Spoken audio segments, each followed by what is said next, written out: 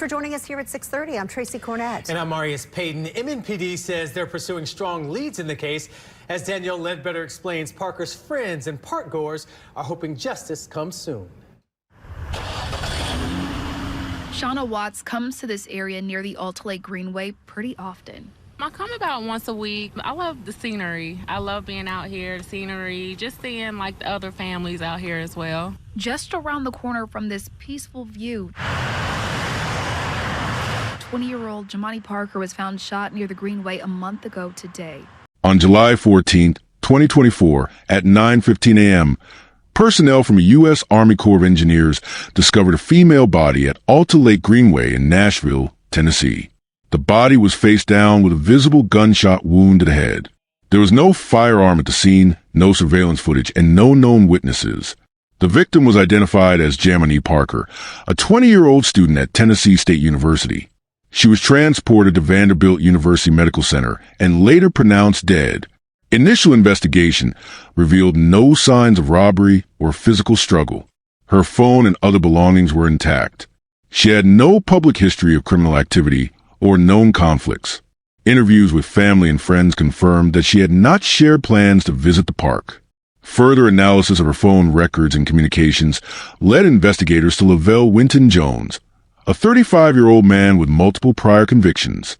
At the time of her death, he was on active probation. He was already in custody on unrelated charges when connected to the case. In September 2024, a grand jury indicted Winton Jones for first-degree murder and unlawful possession of firearm. Authorities believe he was in a relationship with Parker, though it had not been made public. No details have been confirmed about how long they had known each other or what happened the hours leading to her death. There is no confirmed motive. No weapon has been recovered. The timeline between the last time she was seen alive and the discovery of her body remains under review. Welcome to True Crime Unmasked. Subscribe and hit the bell icon for more stories. The show where we uncovers the disturbing crimes tearing communities apart and the haunting truths hidden behind closed doors. These are real stories, real individuals, real consequences. Stay tuned for more captivating stories.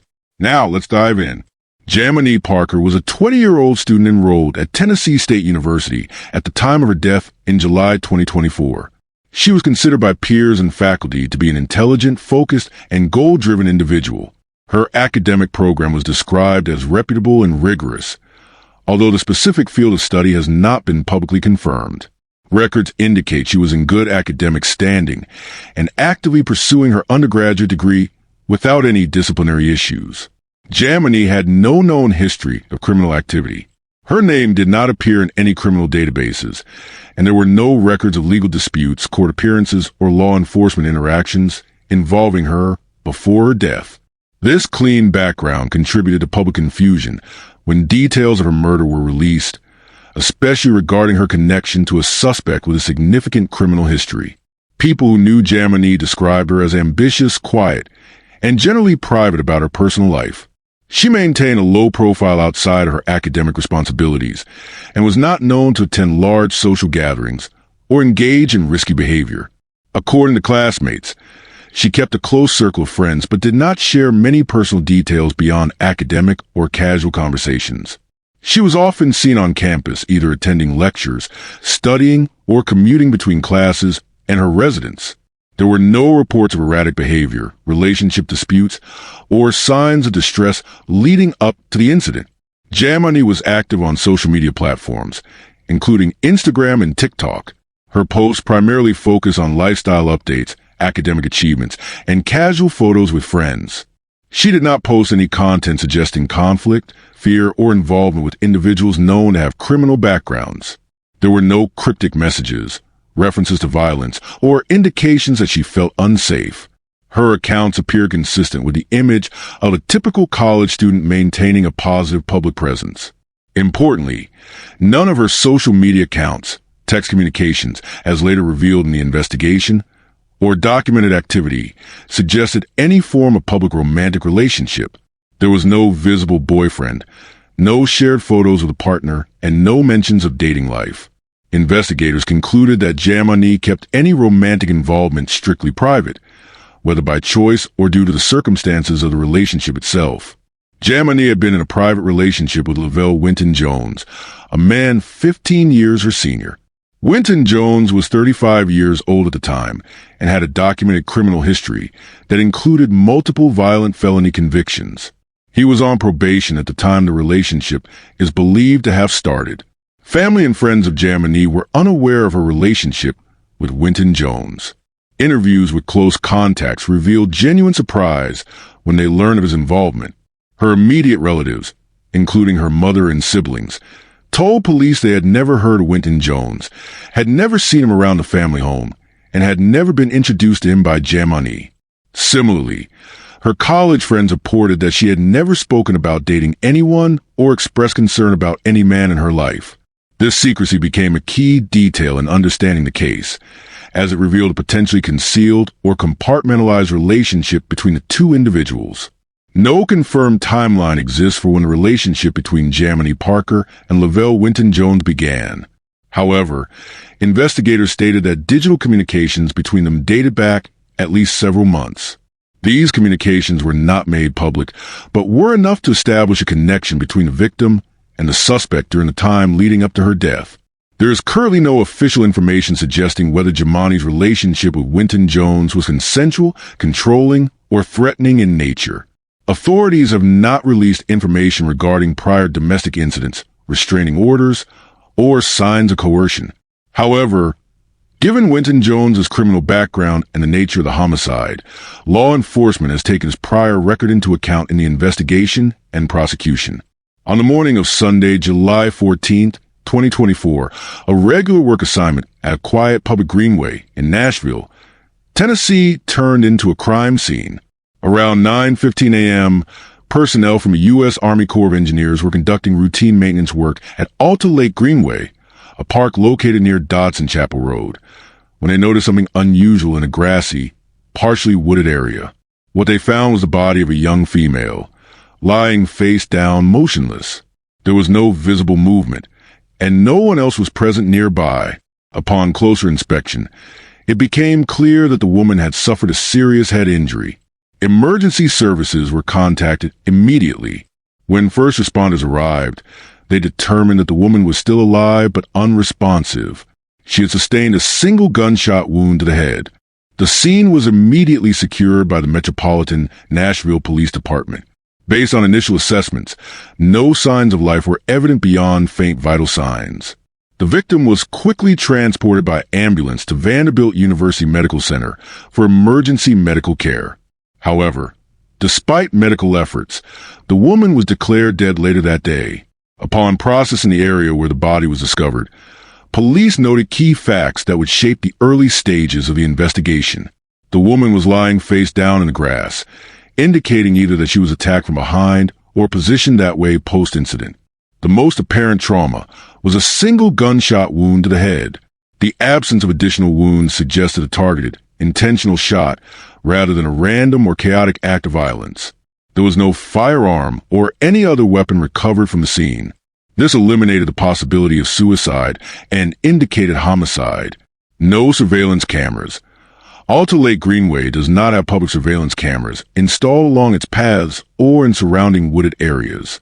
Investigators confirmed that nearby buildings were too far from the scene to offer any useful footage.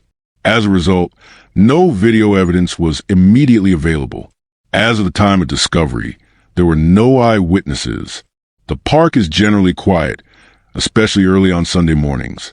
No hikers, dog walkers, or other passers-by reported any gunshots or suspicious activity around the time of the incident. Officers began by thoroughly canvassing the park.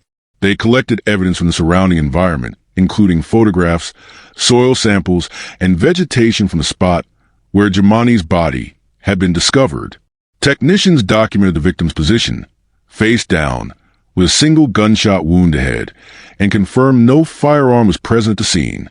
A basic search for shell casings and footprints was conducted, but results were inconclusive. The area was isolated and mostly used by joggers and dog walkers during the day. No early morning foot traffic was confirmed, and no eyewitnesses came forward. This meant that the crime likely took place during a time of minimal activity.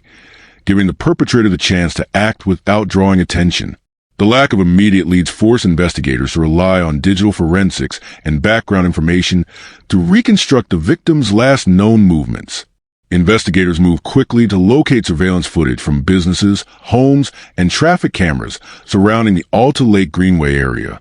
A 1-mile radius was surveyed. Officers went door-to-door asking residents and local businesses whether their private security systems had recorded anything suspicious in the early hours of July 14th. Despite this effort, the area surrounding the Greenway had no public surveillance cameras. Additionally, most private systems either didn't cover the relevant roadways or didn't have active recording at the time of the incident. A few homes had cameras, but either they weren't facing the road or motion sensors hadn't triggered during the likely window of the crime. No helpful footage was retrieved. No vehicle descriptions. No sightings of a man with Jamani. The investigation hit its first major obstacle, a violent crime, no cameras, and no witnesses. Next, investigators turned to Jamani Parker's mobile phone. The device was recovered from her bag near the crime scene. Police obtained a search warrant to access her call logs, text messages, social media, and app usage history. The goal was to establish who she last contacted, whether she had arranged to meet anyone that morning, if she had previously expressed concern or fear about anyone. In the 24 hours leading up to her death, Jamani had exchanged multiple messages with a single contact, saved under a different name. Upon closer inspection, investigators found inconsistencies in the name listed and the way she communicated with the person. Location tracking data suggested the device had been near the Alta Lake Greenway area shortly before 5 a.m., with no additional activity afterward. Through phone number tracing and app account recovery, police confirmed that the contact belonged to Lavelle Winton Jones, a 35-year-old man with a lengthy criminal record, including multiple violent felony convictions. The pair had been communicating through text and voice calls for several months, but there was no public record of their relationship. Further investigation showed that Jamani had not disclosed this relationship to her family or friends, according to interviews conducted by police. This raised concerns about the private nature of their communication, which included coded language, deleted threads, and several calls that ended shortly before her estimated time of death. At the time investigators identified him, Lavelle Winton Jones was already in custody at the Davidson County Jail on unrelated charges. These included probation violations and firearm possession by a convicted felon. He had been arrested several days after Jamani's murder on separate grounds and was being held without bond. Upon discovering the link between Winton Jones and Jamani, detectives classified him as a primary suspect. A separate interview request was filed, and his known whereabouts at the time of the crime were reviewed. The timeline became a critical part of the ongoing case. Police submitted DNA requests and compared fingerprints, though no results from the Alta Lake Greenway scene could be directly matched to him at the time. Despite limited physical evidence, the digital trail tying Winton Jones to the victim was strong enough to pursue further legal action. Lavelle Winton Jones is a 35-year-old man with an extensive criminal record. At the time of the murder of Jamani Parker, he was already well known to law enforcement and was serving a probation sentence related to prior felony convictions. Court and police records show that Winton Jones had been involved in multiple incidents of violent behavior before the events that led to his murder indictment. Despite his criminal background, Winton Jones was believed to be in a personal relationship with Jamani Parker. There's been no official confirmation of how they met, when the relationship began, or whether the relationship was ongoing at the time of Jamani's death. Due to his prior convictions, Winton Jones was legally barred from owning or possessing any firearms. This makes his murder indictment, which includes a count for felon in possession of a weapon, particularly significant. If found guilty, the combination of murder and firearm possession charges would carry substantial legal penalties, including the possibility of life imprisonment. In September 2024, a grand jury in Davidson County, Tennessee, officially indicted Lavelle Winton Jones in connection with the death of Jamani Parker, a 20-year-old student at Tennessee State University. The indictment followed weeks of investigation after Jamani was found shot in the head on a Sunday morning in July at Alta Lake Greenway, a park located off Dodson Chapel Road in Nashville. At the time of the indictment, Winton Jones was already in custody at the downtown detention center on unrelated charges. He had not been immediately arrested for Jamani's murder following her death. The Nashville Metro Police Department, MMPD, had stated earlier that they were investigating leads and gathering evidence during that period. It was not until September that the grand jury concluded there was enough evidence to formally charge him. He was indicted on 2 felony charges: first-degree murder, felon in possession of a weapon. The first charge, first-degree murder, is the most serious form of homicide in Tennessee. It means that investigators believe the killing was intentional and premeditated. The second charge, felon in possession of a weapon, refers to the fact that Winton Jones, a previously convicted felon, was legally barred from owning or handling a firearm at the time of the shooting. According to court documents, the indictment was made while Winton Jones remained in jail. This allowed the legal system to proceed with a murder case without needing to conduct a new arrest. There was no trial date announced at the time the indictment was made public. Legal experts explain that cases of this nature, especially involving capital murder charges, can take months or even years to go to trial, depending on how evidence is presented, how the defense responds, and how the court schedules its caseload. As of the time of this report, no defense strategy has been made public. Winton Jones has the right to legal representation, and his defense team may choose to file pretrial motions or contest the charges at a later date. The district attorney's office has not publicly shared any additional details regarding the motive, the timeline of the shooting, or how the gun was linked to Winton Jones. Law enforcement has also not stated whether the murder weapon has been recovered. The grand jury indictment triggered a strong reaction from the public, particularly from Tennessee State University, where Jamani was enrolled before her death. Students, professors, and staff expressed shock that one of their own had been the victim of a homicide, especially under circumstances that suggested she was in a secret relationship with an older man who had a violent criminal history. While the university did not release an official statement about the indictment, individuals on social media and community forums voiced concerns about campus safety, dating abuse, and the lack of awareness about Jamani's relationship. Several students commented that they were unaware she was involved with Winton Jones and were surprised to learn about his past convictions. Jamani's family also responded to the indictment. In brief remarks to local media outlets, relatives of the victim called for justice and urged the public to be patient as the legal system handles the case. They expressed disappointment that it took more than 2 months to secure the indictment, but said they were glad that the case was moving forward. The homicide is officially classified as a criminal case, not accidental or self-inflicted.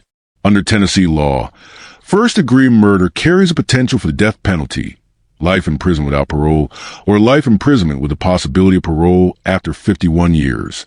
The classification ensures that the case is handled by state prosecutors and subject to the most serious legal scrutiny. At this stage, Winton Jones remains in custody. Bond status, if set, has not been publicly reported. Prosecutors have not announced whether they will pursue the death penalty, though this is legally an option given the nature of the charges. The defense team has not issued a formal public statement. No plea has been entered in public court records as of the last available update. Legal experts note that criminal trials involving homicide can take many months, or even years, to conclude. Several key factors contribute to this timeline. Both prosecution and defense will exchange evidence, including forensic reports, digital communications, and witness testimonies. Attorneys may file motions to suppress evidence, dismiss charges, or change the venue. Forensic experts may be consulted to reconstruct events or analyze technical evidence. Selecting an impartial jury can be lengthy, especially in high-profile or emotionally charged cases. Both sides will prepare opening statements, exhibits, cross-examinations, and closing arguments. Because Winton Jones is already incarcerated, there is no urgent need for bond hearings or detention arguments. However, his attorneys may seek to challenge the admissibility of certain evidence or question the credibility of the indictment process. A trial date has not yet been announced. It is also possible that Winton Jones could enter a plea agreement, which would reduce the need for a full jury trial. Such deals often involve pleading guilty to lesser charges in exchange for a reduced sentence. However, no public indication of a plea deal has been released. The public continues to show high levels of interest in the case. Local news outlets, social media platforms, and advocacy groups have followed the investigation closely. Several factors contribute to sustained public attention: the age gap and criminal background of the suspect, the lack of public knowledge about the relationship between Parker and Winton Jones, the location and manner of the murder, questions around security in public areas like Alta Lake Greenway. The path ahead includes several possibilities: a full criminal trial that could last weeks or months, a plea bargain to reduce trial length, appeals by the defense if found guilty, a civil lawsuit by the family, depending on the outcome of the criminal case. If convicted on the top count, Winton Jones faces a mandatory life sentence under Tennessee law. Whether he serves life without parole or becomes eligible after 5 decades depends on the verdict and judicial discretion. The outcome of this case may also influence future policy discussions on criminal justice reform, probation supervision, and relationship safety education on college campuses. If this story touched you deeply and made you question what's real, be sure to tap the like button and share it with someone who needs to hear it. For more gripping true crime stories that unravel the hidden truths behind heartbreaking cases, don't forget to subscribe and turn on the notification bell. You won't want to miss our latest episode, investigations, and powerful conversations. Thank you for joining us on this journey to uncover the truth and fight for justice. Together, we can shine a light where it's needed most. Stay safe, stay alert, and we'll see you in the next story.